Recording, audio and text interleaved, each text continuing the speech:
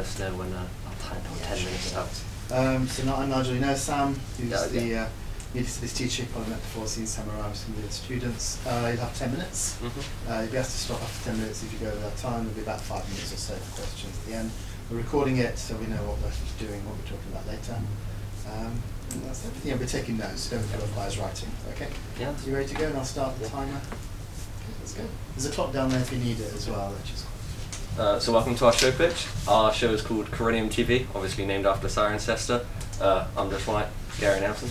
So we started with research, starting obviously with our secondary research, where we looked into 2 shows which we felt kind of applied to our own shows. One of the shows we looked into was the Graham Norton Show, which gathers a huge audience of roughly 3 million every time. And the show follows a couple of audience theories, with the main one being escapism, and then personal relationships and identity. And they have different guests on every week, which benefits the personal identity as they get to see lots of different guests, and also how they are naturally just talking to other people rather than on a show. And then the audience will often read the dominant reading of this show, as it's a talk show, so there isn't really an alternative one. So our other show was The Tonight Show with Jimmy Fallon, and Jimmy really likes to kind of interact with his audience, particularly directly addressing them, looking at them, talking to them, gathering their opinions, and this really improves audience engagement. Through the use and gratifications theory, the majority of audience kind of watch it for surveillance and escapism, because he plays lots of games, so it's fun, and you also find out news about information about like celebrities and stuff that you wouldn't otherwise know.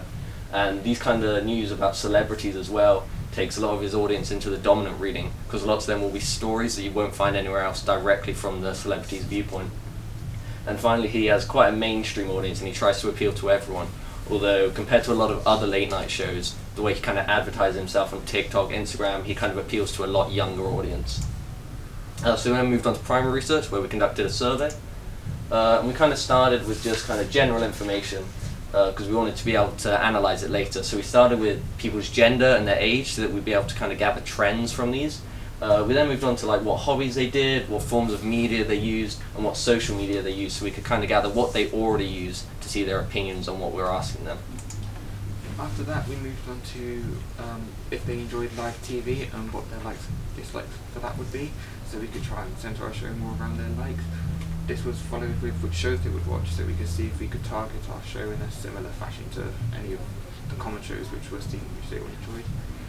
We then asked them what would they want from a college live TV show specifically, and what subjects they would like to be involved, so we could try and include them in our piece. And then we also wanted to know if they would watch a live TV show, which the majority said they would. So then looking specifically at the kind of gender demographics, there was quite a trend with males' hobbies where gaming and exercise were quite prevalent throughout it. And females had a lot more varied topics, with them typically being more creative than the males. Men's rating of live TVs also differed quite a lot, with some of them rating it quite highly with like 7, 8 out of 10s, whereas some others kind of gave it quite low with 2, 3s and 4s. Females' ratings were a lot more streamlined, with them both being around 5, 6s and 7s. And then overall, 11 men said that yes, they would watch a college-based TV show, and 7 said that they might watch one. And women's were a 50-50 split, with 8 saying they would and 8 saying maybe. There were some similarities between the genders, with both genders interacting with a lot of social medias, and that didn't really change between the genders.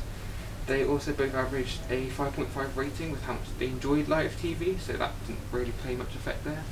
And their genders also seem to affect the topics that they want to see in the TV show itself. We did try to take into account kind of non-binary and people who prefer not to say their gender. However, a lot of responses we got for these were quite jokey and not serious. And once we removed those, we didn't really have enough answers to gather any reliable data from it. So looking at age demographics, 16-year-olds had the most social media presence, using the widest variety of different social medias. However, there were standouts in other age groups. They had the lowest rating overall of live TV at a 4.5, which was reflected later on when they did discuss kind of how much they disliked it. Although 7 of them said that yes, they would watch, and 6 said maybe to a college-based TV show, which does kind of contradict that. For 17-year-olds, their average rating for live TV was just over 6, and this could be down to their ages being closer to 18, but due to the time of year that we surveyed them. And 8 said yes, they would, and 7 said maybe, which would reflect the trend of the older they are, the more TV they like. So the average rating for 18, which was 5.8, which kind of is continuing this trend that the older you are, the more you're tending to like live TV. And overall, 4 of them said that yes, they would watch a live TV show based in college, and 2 said maybe. For 19, the average rating was 6.5, still following that trend, with the majority of people saying yes, but because there weren't so many people to survey in this category, the data may be more unreliable. Overall, in the other kind of questions, age didn't seem to have too much of an effect on like hobbies and social medias, and this is most likely due down to the fact that the age ranges are so close to each other that there's not much difference. So overall, from our observations, we gathered music was the most popular form of media, with TV, social media and films following close behind. Surprisingly, live TV shows were actually the least popular, but we then asked questions later on to kind of gather why this was. And yeah, gender didn't seem to have too much of an effect on the actual media that they used, but overall our audience took a very mainstream approach to their social media, with kind of Instagram, YouTube, TikTok all being quite popular, whereas older forms such as kind of Facebook being a lot less popular with them. We then looked at their dislikes for live TV, or the people who didn't like it, and that's personally they didn't really like it, or they didn't like how many adverts there were and they couldn't fit it into the schedule. But a lot of the likes came from the different entertainment, with a lot of them mentioning the audience participation in the game shows, which are a lot more commonly found on TV than other platforms. And this means that the show is most likely an active audience, as they would be able to engage with the audience and the direct address from the host. The majority of people wanted to see game shows, and with college and news as a quiz in second.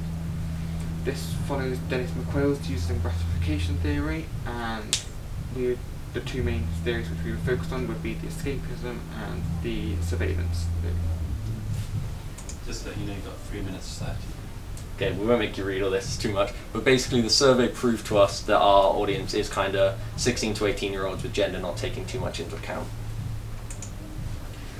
We created an imaginary entity of who we would aim our show at, and we came up with Alex, who's 17-year-old, who doesn't regularly check CCO.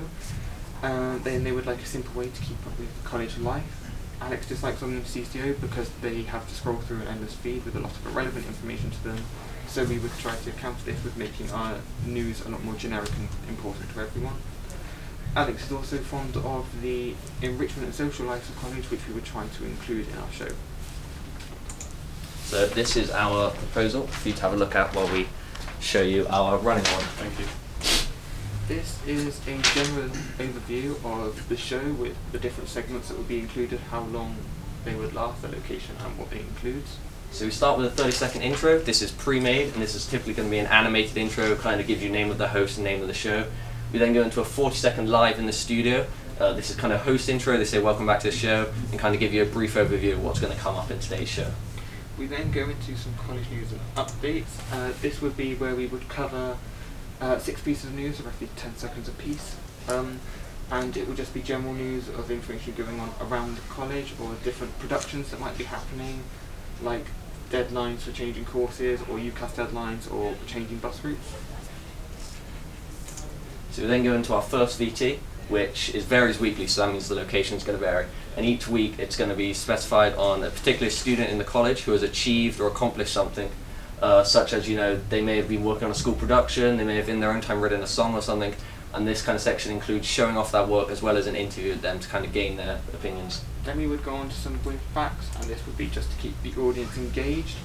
It would be a section just for entertainment, and we'd just put 10 facts into roughly 60 seconds, where we would just include some random facts which they might not know, like Japan has 200 flavours of Kit Kats. That's crazy. We then move on to our second VT, which is also pre-recorded, but each week this is in the college campus. And each week our host will go out with a camera crew and will quiz 4 students on their general knowledge just from throughout the college. So the students will be given a question such as name 3 cities in England, and they'll be given 5 seconds to answer. If they win, they'll win a small chocolate, and then if they also win, they'll have the option to double it, where they'll be asked a harder question but for more reward. And then for one of the last pieces, we would have a riddle or question. This is aimed at keeping the audience coming back, where the host would reveal the answer to last week's riddle or question, and then they would also give the new riddle or question to the audience. An example of this would be something like, what is it given one, you either have 2 or none, and the answer to that would be a choice. And then finally, we just end on our credits, which shows off everyone who's worked in the production. Thank you for listening. That's our pitch. Great, very comprehensive. Yeah, 15 seconds to go. Good timing as well. Yeah. Okay. Your audience research was Yes. quite. You've given us quite a lot of detail there. Can I ask what the percentage? So how many people did you manage to survey? 38 in the end. 38. And how many of that 38 were media students? Ooh. Do you know? We don't have a specific amount. We put it on CCOs to try to get a wide amount of people. There's a good chance that we didn't ask anyone specifically from the class, but I mean, there's probably a chance that they're more likely to answer it. Okay. Okay, you actually answered quite a few of my questions that I had. And I joined the That's fine, that's fine. The thing you mentioned using social media, but how Yeah. better could you use it as part of the show? Because obviously, you're all on social all the time. Mm. So how do you think you could better use that access to people who are on social all the time as part of a weekly programme? Well, based off my research into Jimmy Fallon, he used it a lot for kind of marketing. He'd put like little clips or little videos of him on TikTok or something. And I follow Siren College on Instagram, so I think it'd be a great way, because I think they have Instagram and TikTok as well, so it'd be a great way to use those to also market our show. And is there any other way you can talk to your audience during the week? I mean, we have, so our second VT is set kind of during the week, which before you'd air the show. But we didn't specifically think about it, but yeah, there could be ways you could interact with them outside of the show. And what about specific segments on the show? Which ones do you think would do well? Could you list segments from the show and use them on social? And if so, which platforms would you use them on? I think the second VT, where we question students around the college, would do particularly well on TikTok, because there's quite a few videos like that already. That's kind of a genre. I think the riddle could work quite well, kind of putting up on Instagram afterwards, because then people wouldn't have to like remember it if it was on the college Instagram. How are you going to find your hosts? My thought was we'd put an advertisement out on CCO and see if anyone responded. And I mean, I think people would respond to that if you kind of put an ad out for Because it. one of the reasons people watch those 2 shows that you research Yeah, the is host is because fun. their hosts are incredible. They're very funny and they're engaging. So that's obviously a big challenge. What led to you researching those 2 shows in particular? Because so what your research was indicating were certain interests, but people watch that show for entertainment and also to find out about celebrities. We're not finding out about celebrities in your show, are we? So why those 2 shows?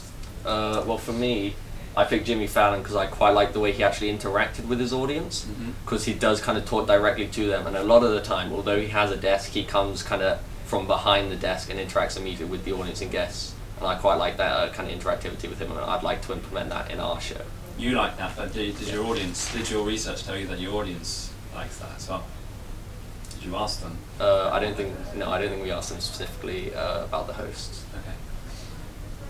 Some of the sections seem quite short to me. It's great that they're nice sections, but they just seem quite short. 60 seconds is kind Okay. of incredibly short for some sections. Before you've said hardly anything, your minute's up.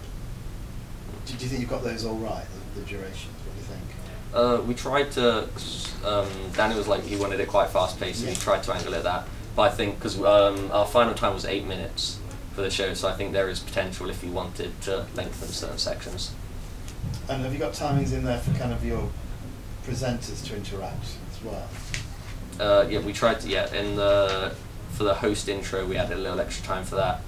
Show me And running I think there are definitely certain sections where you could add in more time, and we had kind of, if you are going for a 10-minute max, ours is currently 8 you haven't minutes. got much studio in there, have you? Because it's like, if you're writing, 10-second, 15-second intro to a college student working interviews, so you've already lost getting on for a quarter or a third of your time on that segment there, so you've only got like 60 seconds, Yeah. very quickly you're losing time all the way through, so I just wonder if you packed it too tight. So what would you lose from that, do you think? If we had to lose something, I'd probably go for the weird facts of the week. Well, I feel the other, although I do really enjoy that segment, I feel it probably offers less information compared to the So others. that's your Kit Kat one, so I mean, it's an indirect response you got from Sam.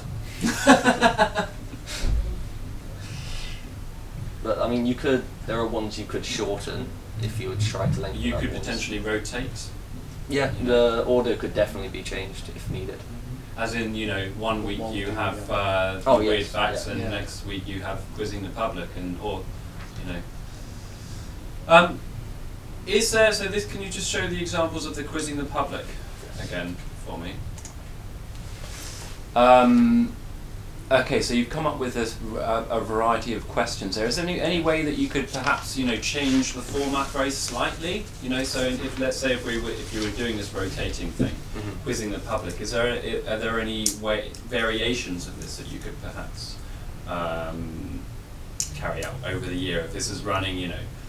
There's a couple you could do, or some things which other people do is they will then run a sort of competition within it. So they will put how many the last person scored up against how many the person they're doing this week. Okay. And they would then sort of run a competition like that to see if you could beat the person who did it last week as such. So it's almost finding sort of the contestants, the top 3 sort of general knowledge in the college, and then maybe bringing them back together like in a special edition, perhaps like that. Like Mastermind. Yeah. Okay. Cool. You've got a kind of a layout of your set here, just in Yes. terms of what it's going to look like. Are there going to be any guests? So it's just the host. The only people in the studio are the hosts of the show, right? Your anchors. Yeah, that's what we originally planned, but I think there is the potential. I think especially because we planned an interview and they're pre-recorded, but I think that could be definitely transitioned into a live interview. But Okay. we originally planned for just the host in the studio. Yeah. And is it somebody who's carrying out the interview? Is that somebody? Is that one of these hosts, or? Yeah. So one of the hosts will go with this VT, and the other one will be for that VT. Okay. And they'll have their own kind of shooting crews and stuff. And what does the set look like apart from this sofas and a table? Any other information here as to what the set's going to look like? It would. A colour scheme, or? We would probably use the right side of the background and use lights for colours on that, and then we would probably just gather a variety of different props or different things to put around and sort of frame the hosts, but we wouldn't really want anything in front of them. Actually, you could save a minute quite easily by getting a 30-second intro and 60 credits is masses. Yeah, you can Virtually break no it down. show has credits and stuff like that. You're lucky if you get 10 seconds intro. And most people don't get a credit these days. No people also say it's about credits, but most programs don't have credits. Okay. So you could probably save yourself a minute and put some content in. Because viewers don't watch credits. No. People in the industry watch them. And also they get squeezed. If you notice at the end of shows now, they get squeezed while they do a trailer. So you kind of think, what's the point? So yes, you could actually put some content then in there that people want, rather than show them names of people that they don't know. Yeah, we could So you can definitely see have what's that. happening there. Okay, Liv, any questions for us? None of you? No. No? Okay, no, thank you. Thank you. Thanks.